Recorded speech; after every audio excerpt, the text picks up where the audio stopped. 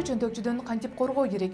Ар бир адам чөнтөк уруулардын курмандыгы болуп калышы мүмкүн. Анткени кылмыштын бул түрү күтүлбөгөн жерден орун алат.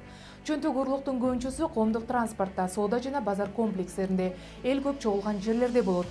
Көпчүлүк учурларда уурулукка буюмдардын ээлеринин этиятсыздыгы себеп болгон. Ошондуктан жөнөкөй эрежелерди сактоо менен чөнтөк уруулукту болтурбоо өзгөчө маанилүү. Анткени кылмышты алдын алуу кыйла жеңилирээк. Эл көп топтолгон транспортто, дүкөндөрдө же башка коомдук жайларда буюмдарыңызга өзгөчө көңүл бөлүп сак болуңуздар. Капчыктарыңыздар, кийимдериңиздерден ачык көрүнбөсүнө көңүл буруңуз.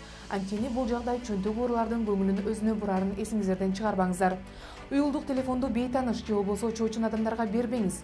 Коомдук транспорттарда же болбосо эл көп топтолгон башка жайларда уюлдук телефонду курга илүүнүн же аны атайын жипке байлап, мойнуңуздарга байлап коюунун кажети жок. Кийимиңиздин ички чөтөгүнө салып коюңуздар.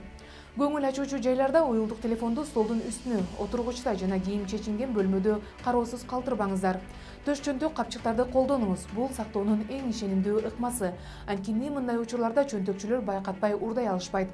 Сумкаңыздын сыдырмасынын бекитилгендигин текшерип, эл көп жүргөн жерде сумкаңызды бекем кармаңыз.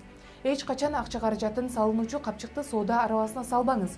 Сизге артыңыздан же болбосо капталыңыздан жакындап турууга аракет кылып жаткан адамдарга ар дайым көңүл буруп туруңуз. Үйдөн чыгып жаткан мезгилде капчыгыңызда канча акча каражаты бар экендигин эсептеп чыгыңыз. Максаты жок ашыкча акча каражатын алып жүрбөңүз.